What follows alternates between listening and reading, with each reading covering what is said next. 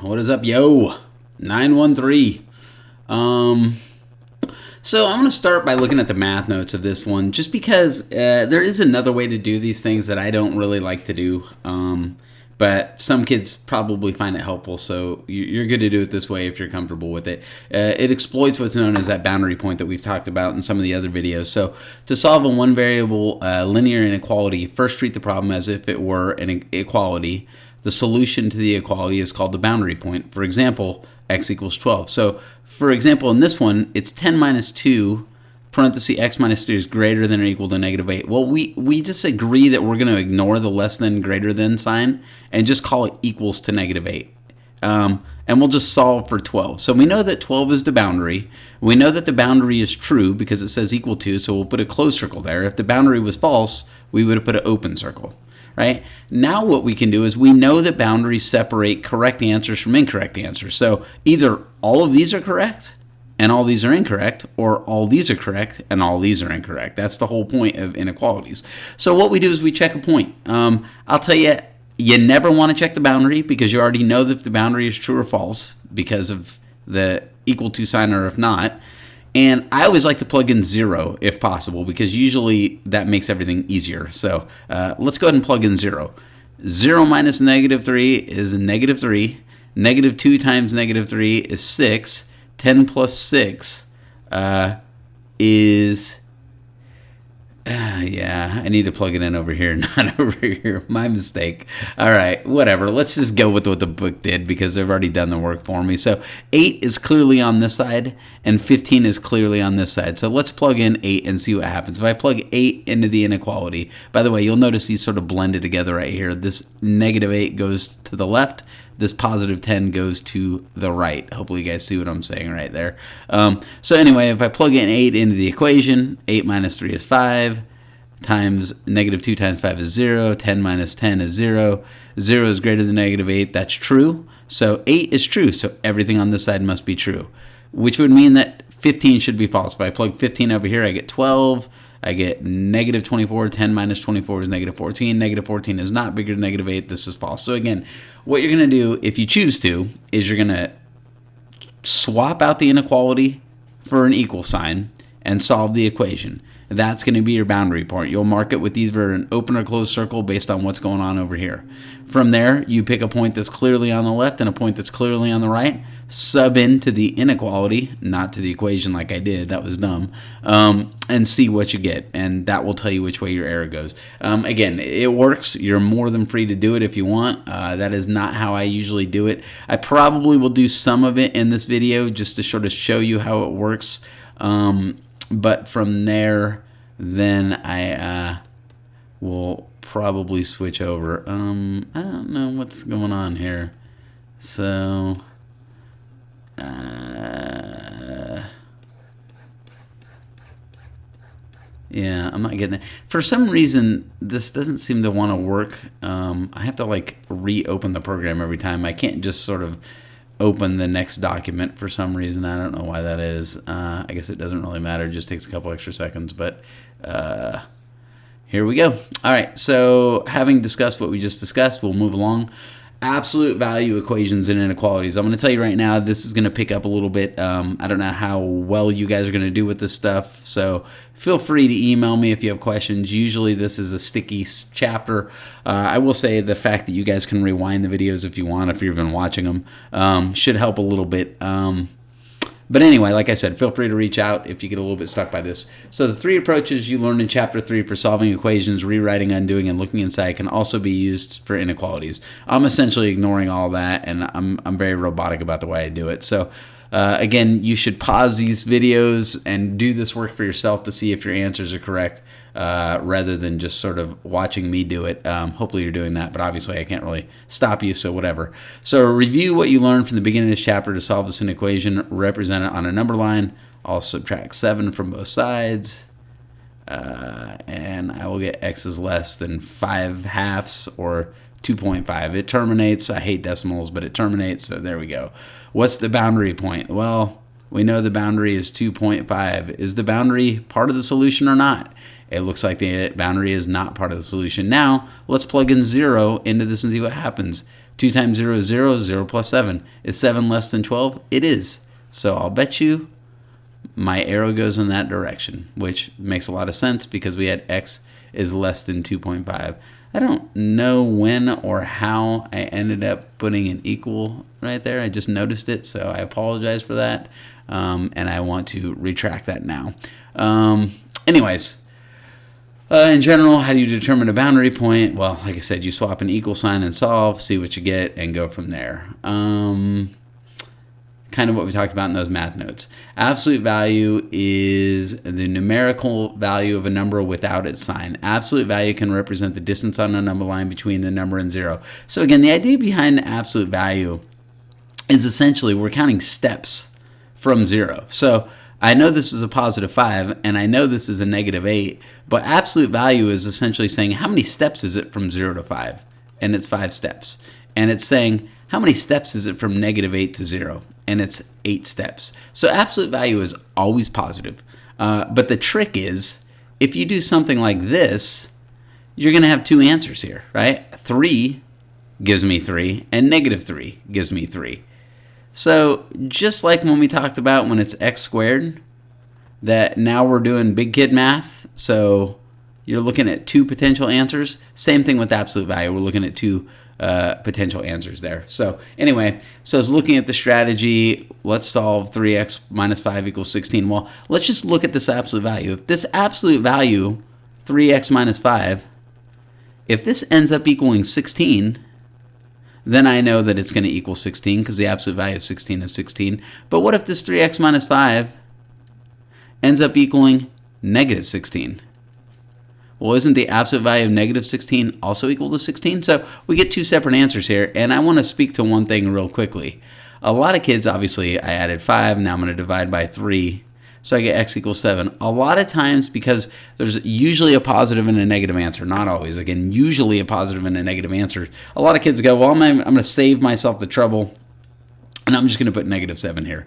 But they are unhappy to find out that that is not the way it works. Sometimes it works that way, but often it isn't. So actually do the math on this. So if I add 5, I get 3x equals negative 11. If I divide by 3, I get negative 11 thirds. So those are the 2 answers I can plug in. So think about it. If I plug in 7, I get 21 minus 5 is 16. The absolute value of 16 is 16. But what if I plug in negative 11 thirds? Got some cross canceling there.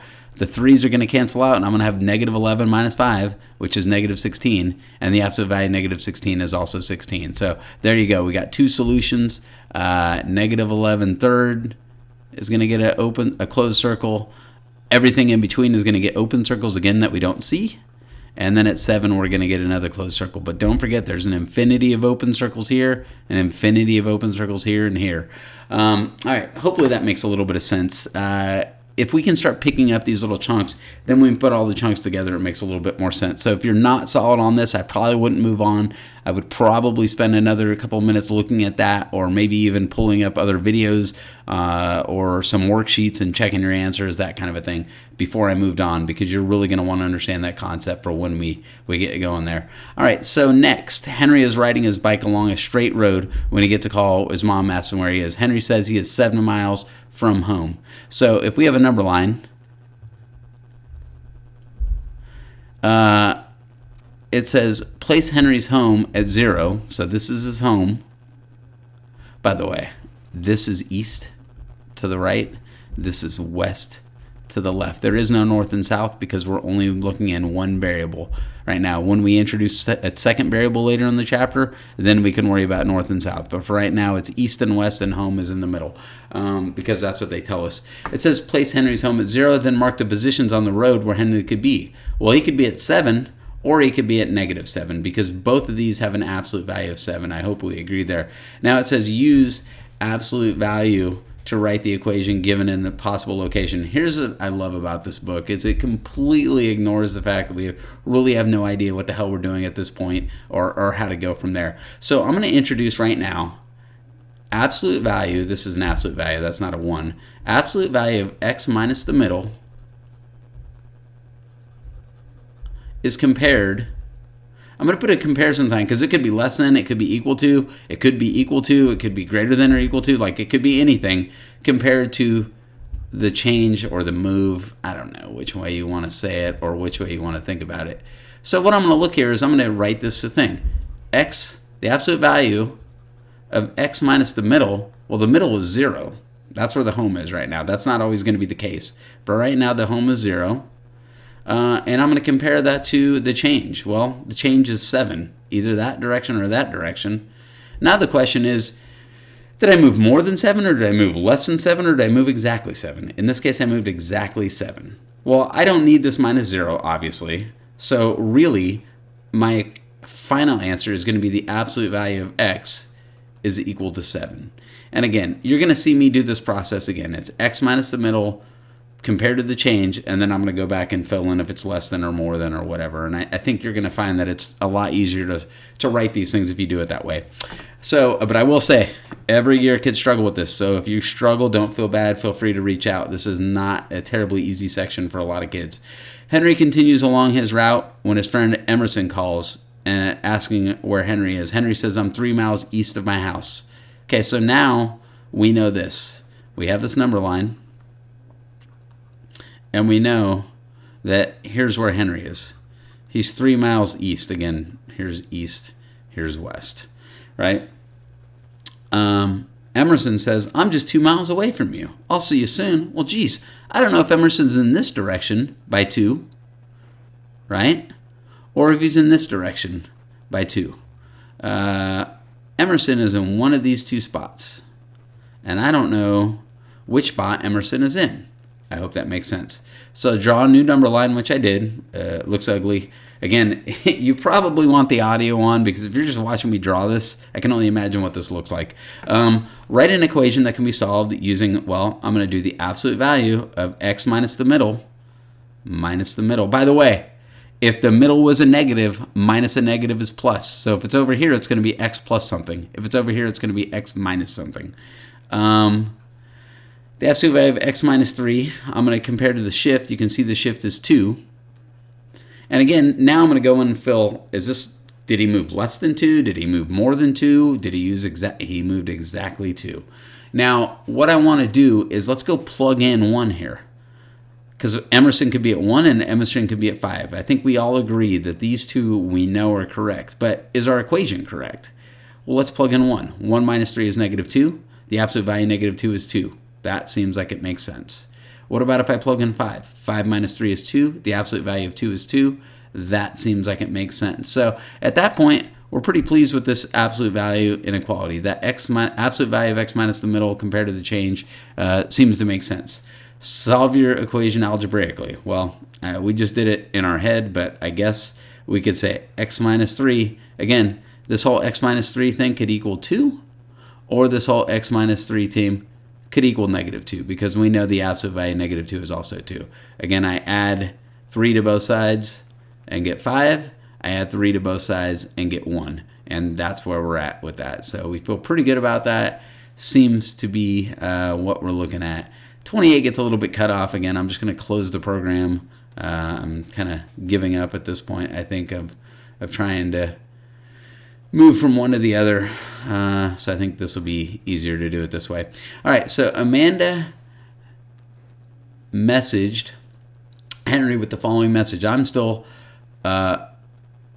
more than 5 miles away. Okay, now we get some inequalities involved here. Henry is not sure if Amanda knows that he is not at home.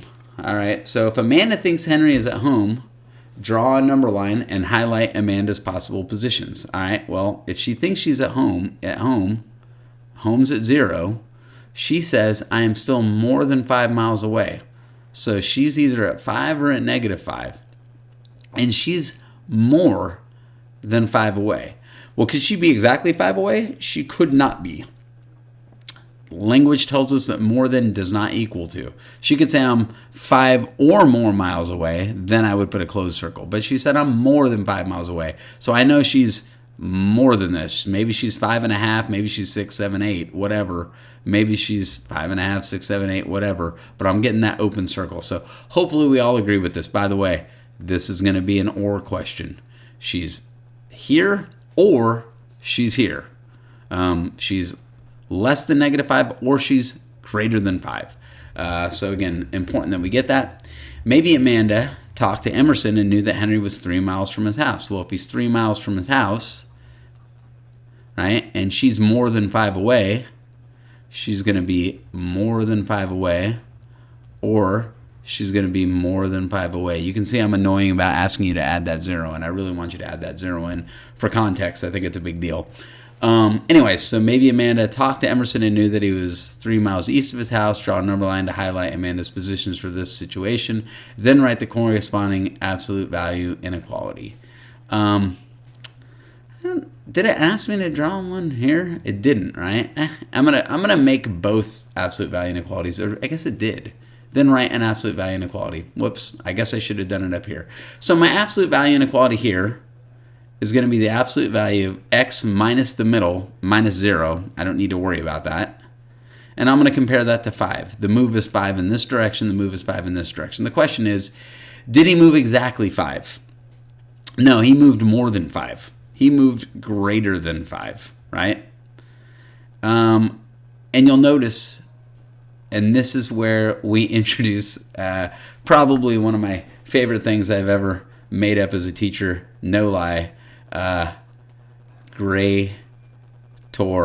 You see how I misspelled that on purpose? How clever that is, kids? Greator, right? This one is also going to be the absolute value of x minus the middle, and then our shift is 5, and again, it's going to be more than 5. It can't be equal to. We're going to end up seeing that we have greater, or that we have less than. Oh my God, how clever is that? So anyways, that's how I teach this stuff. I don't really use the boundary thing. I use the greater or the less than. I doubt you're going to see anyone talk about greater or less than ever anywhere else. Probably that's a good thing. I hope you hear the sarcasm coming through the video.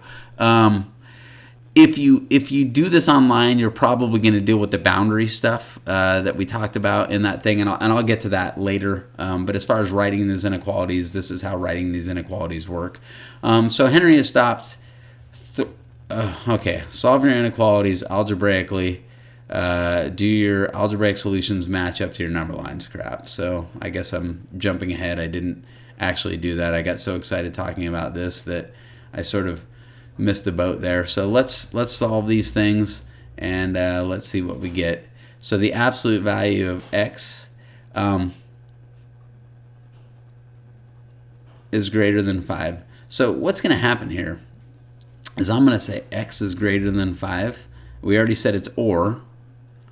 Now, 3 things. 1, you need to put if it's and or. It's greater than, so it's or.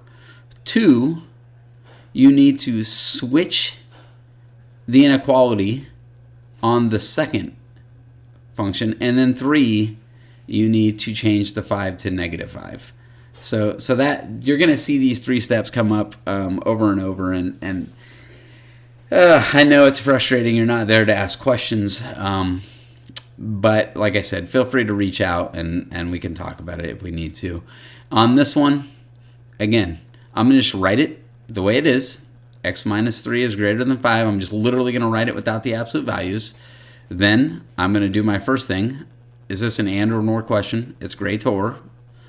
Then I am going to do the second switch, which is greater than is going to become less than, and then I'm going to do the third switch where positive 5 becomes -5. I'll solve these. If I add 3 to both, I get x is greater than 8, or x is less than, I'm going to add 3, -2. So you'll notice here, greater than 5, that makes sense. Less than -5, that makes sense. Here, greater than 8, that makes sense. Less than -2, that makes sense. I don't even know at this point if it's worth sort of going backwards and watching that again as much as it is just sort of like paying attention, because I'm going to do this several times for the next rest of the video of going through these 3 steps, and hopefully it'll start to click the more you see it. So Henry has stopped 3 miles east of his house, and he knows by now Emerson must be less than 2 miles away. So Emerson is going to be within this 2 miles, right? We feel pretty confident that enough time has passed. So write and solve an absolute value inequality. Well, I'm going to say the absolute value of x minus the middle compared to the shift of 2, right? That's the shift of 2 from 3 to 5 and from 3 to 1. And now the question is it more than 2 away, exactly 2 away, or less than 2 away? It sure looks like it's less than 2 away to me. And it says Emerson must be less than. It doesn't say he's equal to 2 miles away. It says he's less than 2 miles away. Now, again, when I go to write this, it's going to be x minus 3 is less than 2. And, so here's my first switch. Well, I guess it's not a switch. This is a less than problem. X minus 3 is greater than negative 2. And you'll see that second and that third switch. And now I just solved both of them. I'm going to add 3. I'm going to get x is less than 1. And add 3. X is greater than, wait, that's x is less than 5. Whoops, 2 plus 3 is 5. Plus 3, x is greater than negative 1. Now, if I look at this thing, you can see it's greater than negative 1, open circle, and less than 5. It's got to be on both lines. So there we go. We get the and barbell shape. Incidentally, I do want to show you real quickly, and some of you might like this a lot better, so I just want to at least show it. Hopefully this all made sense. As a matter of fact, I think I'm going to leave that there for now. And instead what we'll do is we will look at what if I wanted to use kind of the method that the book suggests. And again, I'll do this. This might be way easier for you. So Henry has stopped 3 miles east. So let's pretend that we were able to... There we go. Let's pretend that we were able to write this inequality by ourselves. Absolute value of x minus the middle is less than 2. Well, you'll remember the math notes basically said, don't worry about this less than sign. Just make it a boundary. So we know our boundary is going to be at 5. We also know that our boundary, remember, this could be 2. Essentially what we've done is, essentially we've done is we've changed this problem to this. So hopefully we recognize that x minus 3 could equal 2, or x minus 3 could equal negative 2, right? So now we have our boundaries at 1 and 5. So we go over to our number line. We put our boundaries at 1 and 5. We look here to see if they should be open or closed circles. They should clearly be open circles. And now we know our boundaries break up good answers from bad answers, right? So either these are good answers, and over here to the left of 1 and to the right of 5 are bad answers, or to the left of 1 and to the right of 5 are good answers, and between is bad. Again, I always like to plug in 0. So I'm going to go over here and I'm going to plug in 0. 0 minus 3 is negative 3. The absolute value of negative 3 is 3. Is 3 less than 2? Nope. Well, then this is a bad answer. So, boop, my boundary changes everything from here to here to good answers, and this changes everything here to here bad answers. So you can see we get the exact same thing. And again, that might be easier for some of you. And, you know, maybe if I was taught this way, this is the way I would do it. I was taught this way, so I do it this way. Actually, I wasn't really taught this way. I sort of made this way up. It doesn't matter. Long story short is this is the way I'm comfortable doing it. I think the and or makes a lot of sense in a lot of ways in later math, whereas the boundary thing is maybe easier now, but I'm not sure it always stays that way. But again, it's sort of up to you. I wouldn't tell you you have to do it one way or the other. So I hope that boundary way made sense. I might try and do another one or two in this video before I move on. But eventually what happens is I forget about that, and then I just go to the and or and sort of go on with my life and forget about it. So if you like the boundary way, that's fine. Actually, it's great, but you're probably going to be on your own as far as solving that. So now that you've practiced writing and solving equations and inequalities with absolute values, use your knowledge from the beginning of this chapter to consider the inequality. The absolute value of x minus 2 is less than 3. Can you use the process from 924 to solve this inequality? Well, again, two ways to do this, and I'll do this both ways for now, and let you pick which way you like better. So, first way, I would say this: the absolute value of x minus 2 less than 3. I'm going to say x minus 2 is less than 3, less than, and x minus 2 is greater than negative 3. So you can see I have 1, 2, 3 changes. I'll add 2 to both sides. I get x is less than 5, and x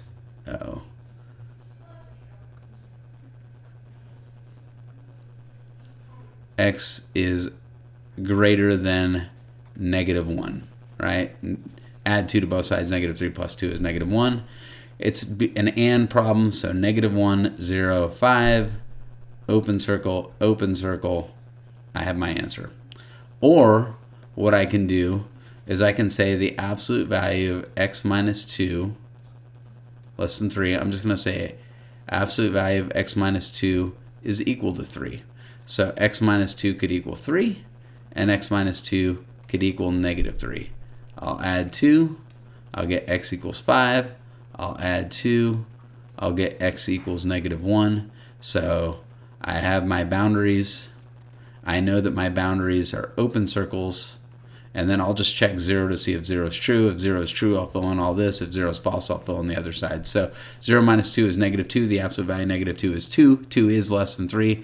0 is a correct answer. So everything between the boundaries must be true. Nothing on the other side. Again, you see that and problem. So can you use the process from 924 to solve this inequality? How is it different than this? Well, obviously, it's a range. An inequality means there's more than correct answers. Solve the inequality and represent your solution algebraically and on a number line. So we've done both. Two different ways. How is solving the absolute value of x minus 2 less than 3 different from solving the inequality with the absolute value of 2x plus 7 is less than 12? So this is a fabulous question right here, and I will tell you right here, kids get screwed up and confused all the time. So absolute value tells me that I probably have two sets of answers, right? Hey, these are less than 5 and greater than negative 1. Two things going on. There is no absolute value. There's only one kind of thing going on over here. So if I solve this one, I'm going to, whatever. All right, I'm going to just subtract 7 from both sides. Again, I don't have a second set of answers that I need to worry about. I just have the one. So be super careful when you're doing these things that you look for those absolute value signs, because you can see if you don't have the absolute value sign, you only have one set of answers to worry about. If you have the absolute value sign, you have two sets of answers you have to worry about. So be super, super careful about that, please. I don't know. I wonder if there's like a delete all. Edit. Whatever. I should probably look for that and not in the middle of a video. Okay, so let's go ahead and, again, at this point, I think you should definitely stop the video and answer questions 931 A through D. I'm going to do it real quickly. So I'm going to get x plus 2 is greater than 1, greater x plus 2 is less than negative 1. Again, you can see all the switches. I'm going to subtract 2 from each side. I'm going to subtract 2 from each side. And then I'm going to do my number line. Ugh, that's not going to work. I did not leave myself enough room. My numbers are negative 3, negative 1, and 0. So greater than negative 1, less than negative 3. Again, I have that nice OR shape. this side or this side. By the way, I think one of the reasons I'm super curious to see, let's solve the same equation using that thing. The absolute value of x plus 2 is equal to 1. So we would say x plus 2 is equal to 1 and x plus 2 is equal to negative 1. Yeah, no, that's going to work fine right there. That's not exactly the example of the problem I was thinking of. Never mind. I apologize. I kind of went down a rabbit hole. I thought we were going to discuss something that isn't actually going to happen in that problem. All right, so if I go to B, here,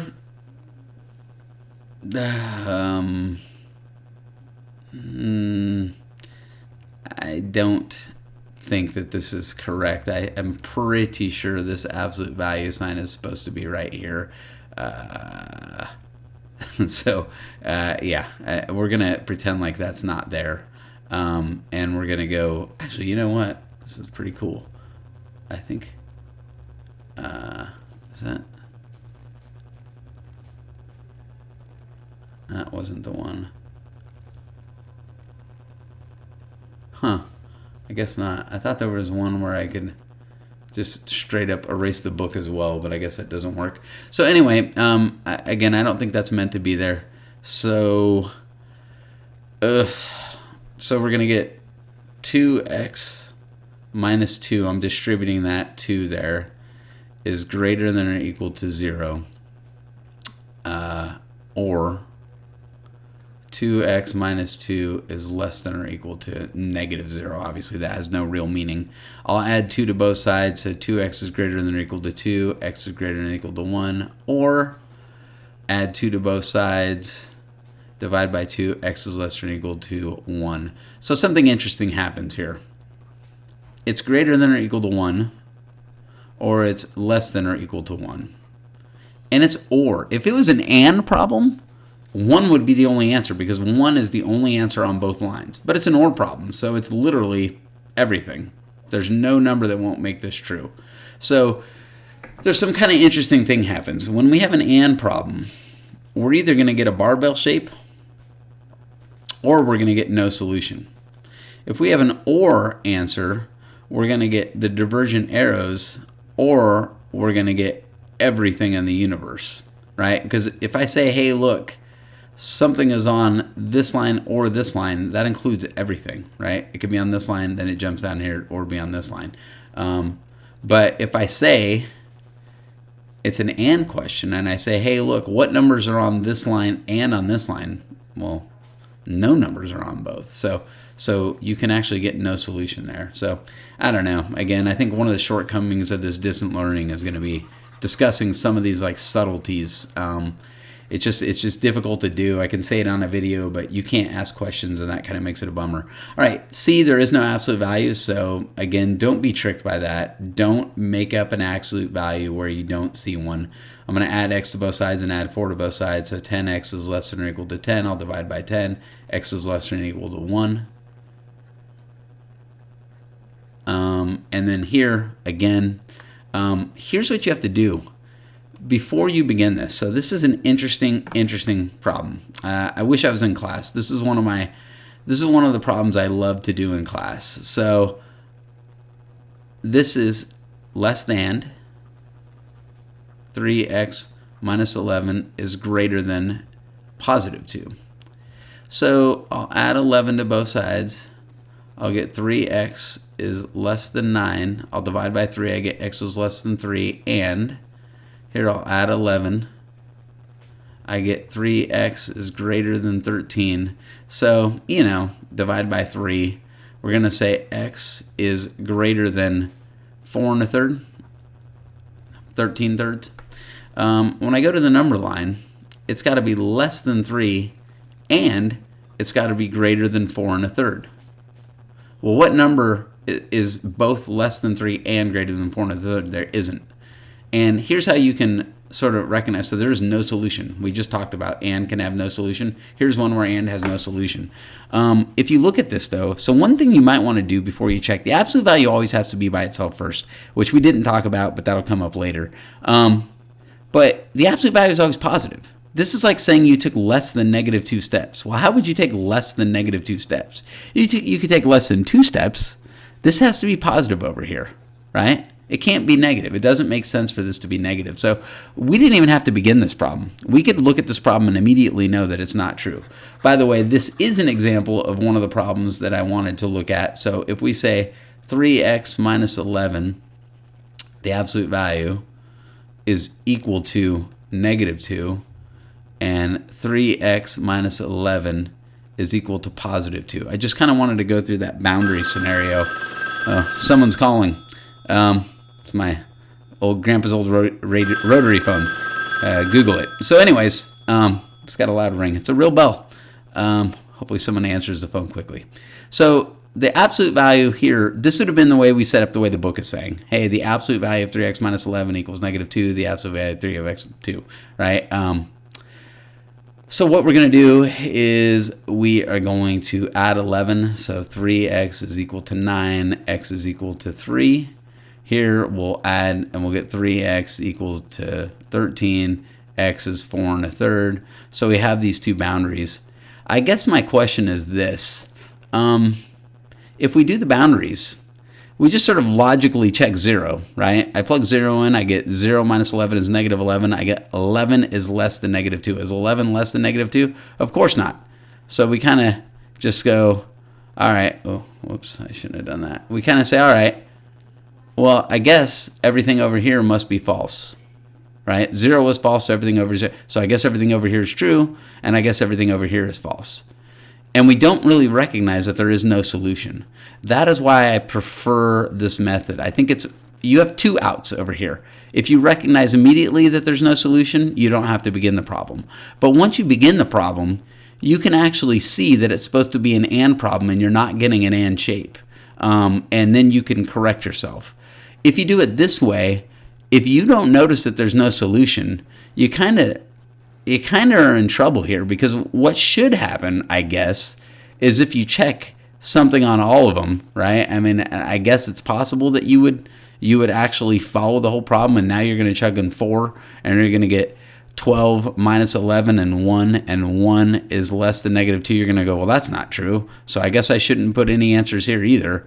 And then I'll go over here and I'll plug in 5, and I'll get 15 minus 11 is 4, and 4 is less than 8. Well, that's false too, right? So none of the boundaries are true, and none of the ways. And I guess you could figure out the solution this way, but you're sort of relying on checking all 3 boundaries.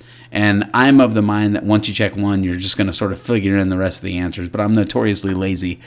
So I guess that's not the case. You could conceivably recognize that there's no solution here, even after missing it here. But I think it shows itself way easier here. So anyway, personal preference. I don't care which one you do. It doesn't matter to me if you go with boundaries and then plugging in a point, or if you do it this way, it's fine. Learning log. Again, I wouldn't ask you to write this out. If it helps you to write it out, write it out. But I definitely think you should think about this. Explain how you can solve an inequality that has an absolute value. Then make up your own example problem and show how that problem is solved. So I think thinking about these absolute values is worth doing. And again, this is a tricky section. Feel free to reach out if you have questions. See ya.